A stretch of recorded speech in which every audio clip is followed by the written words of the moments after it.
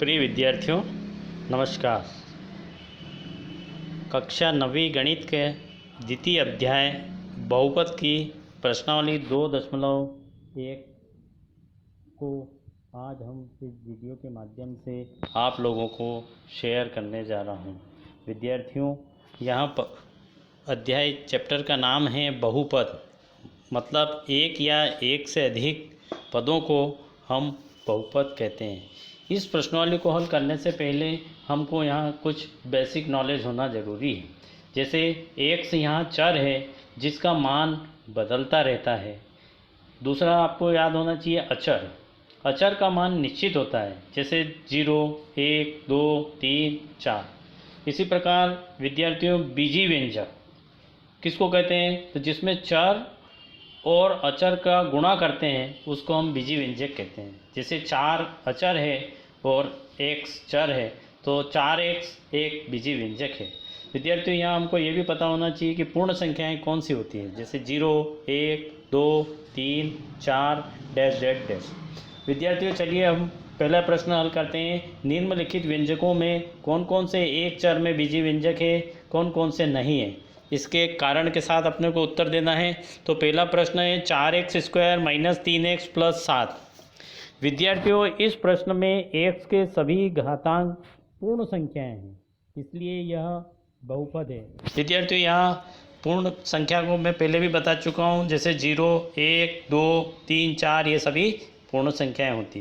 विद्यार्थियों, प्रश्न क्रमांक 2 में y² + √2 है। इस प्रश्न में y का घातांक एक पूर्ण संख्या है, इसलिए यह बहुपद है। विद्यार्थियों, यहाँ √2 पर आपका ध्यान नहीं जाना चाहिए, क्योंकि यहाँ √2 अचर पद है, इसलिए यह बहुपद है।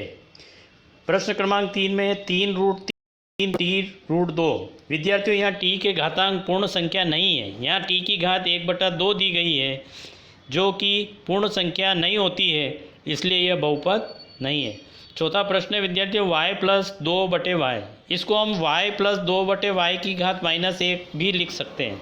तो विद्यार्थियों, यहाँ y की घात पूर्ण संख्या नहीं है। प्रश्न क्रमांक पहले के 5वें में दिया है x की घात 10 धन y की घात 3 धन t की घात 50। विद्यार्थियों, इस प्रश्न में 3 चर दिए गए हैं, इसलिए यह बहुपद नहीं है। अब प्रश्न क्रमांक 2 में आते हैं। विद्यार्थियों, निम्नलिखित में से प्रत्येक में x² का गुणांक लिखिए। विद्यार्थियों, पहला प्रश्न है 2 धन x² धन x। इस प्रश्न में x² का गुणांक 1 है। विद्यार्थियों, इस प्रश्न में जहाँ x² लिखा है उसके आगे कोई भी अंक नहीं लिखा है, मतलब हम उसको 1 गिनते हैं, तो x² का गुणांक 1 है। इसी प्रकार प्रश्न नंबर 2 में 2 - x² + x की घात 3 में x² का गुणांक -1 है। विद्यार्थियों, यहाँ चिन्ह के साथ लिखना है और x² के आगे कुछ नहीं लिखा है तो हम 1 मानते हैं, तो इसलिए इसका गुणांक -1 है। तीसरा प्रश्न है π/2 x² + x में x² का गुणांक π/2 है। तो विद्यार्थियों, यहाँ x² के आगे π/2 लिखा है, इसलिए इसका गुणांक π/2 है। प्रश्न नंबर 4 में √2x - 1 में x² का गुणांक 0 है। विद्यार्थियों, यहाँ पर x² का गुणांक इस प्रश्न में नहीं दिया गया है, इसलिए इसका गुणांक 0 है। विद्यार्थियों, यदि यह वीडियो आपको पसंद आए तो मेरे चैनल को सब्सक्राइब ज़रूर करें, ताकि आने वाले नोटिफिकेशन आपको मिल सके।